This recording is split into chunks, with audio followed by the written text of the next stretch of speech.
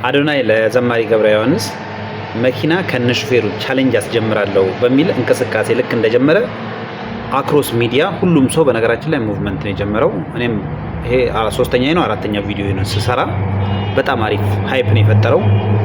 እውነት ቻሌንጁ ልክ ሲጀምር እንደ ጎርፍ ነው ሰው የሚወጣው። የሆነ ሱናሚ የሚፈጠር ይመስለኛል በኢትዮጵያ ሚዲያ ታሪክ ውስጥ ሆኖም ማያቅ ነገር እንደሚፈጠር አም ፊሊንግ ኢት በነገራችን ላይ ማለት ነው።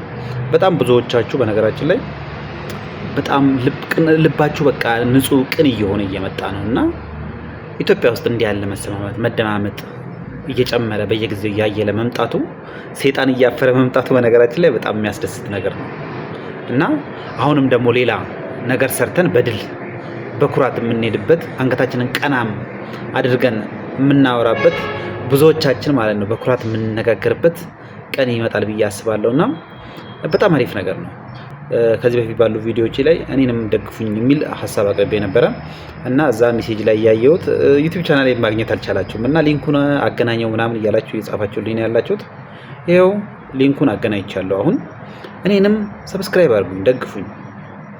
ማለት ቀላል ነው። ጀስት የኔን ፔጅ ሰብስክራይብ ብታደርጉ አይታወቅም፣ ምናልባት ያደገ ቻናል ይሆንና ነገ ከነገ ወዲያ ብዙ ሰዎችን የመደገፍ ብዙ ተማሪዎችን የማገዝ ብዙ ወጣቶችን የማገዝ አቅመ ደካማዎችን የማገዝ ስራዎችን እየሰራው ላኮራችሁ እችል ይሆናል፣ አይታወቅም። ይሄንን ቲክቶክ ፔጅ በነገራችን ላይ ይሄንን ስራ ሰራበታለሁ ብዬ አይደለም መጀመሪያ ስከፍተው፣ ግን አሁን ላይ ያለንበትን አስቡ። ነገ ከነገ ወዲያ ደግሞ ምን እንደሚፈጠር አይታወቅም እና ፕሊስ ድጋፋችሁ አይለኝ ለማለት ፈልጋለሁ። ሊንኩን ከቲክቶክ ፔጅ ላይ አያይዤዋለሁ። ለማንኛውም ቤትና መኪና ሆኗል። አሁን አብዛኛው ሰው መኪና ከመኪና ይልቅ ቤት ቢሆን ይሻላል እያለ ኮሜንት እያደረገ ነበረ። እንደምታዩት ቤትና መኪናን አያይዞታል። ምናልባት ይህንን መሸከም የሚችሉ ካምፓኒዎች የተፈለጉ ሊሆን ይችላል። ምናልባት 2 ካምፓኒ ሊሆን ይችላል። ዊ ዶንት ኖ ብቻ ኤኒቲንግ ይምጣ፣ ለዚህ ዘማሪ ያንሰዋል። ሰዎችን ለመርዳት በነገራችን ላይ ትክክለኛው ሰዓት አሁን ነው። ይህንን ቪዲዮ ስታይ እኔ ረድተኸኝ ብታልፍ ዚስ ዘ ቤስት ታይም።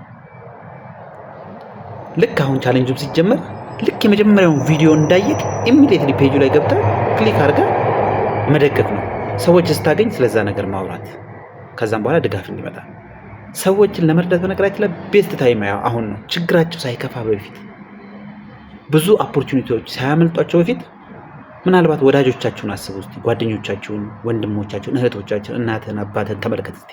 በጣም የቅርብ የምትላቸው ሰው ቤት በራፍ ላይ ስትወጣ የምታገኘውን ሰው አስበው በሌና የሆነ ታይም ላይ ትንሽዬ ነገር ጠብ ብታረጋቸው ኖሮ ምናልባት አሁን ያሉበት ቦታ ላይ ላይሆኑ ይችላሉ እና ዘ ቤስት ታይም አሁን ነው። ዚስ ዘ ታይም ጥሩ ነገር ስሩበት። እግዚአብሔር ደግሞ በነገራችን ላይ አንተ ባደረግከው ነገር ላይ እጥፍ ድርብ አድርጎ ጨምሮ ይሰጣል።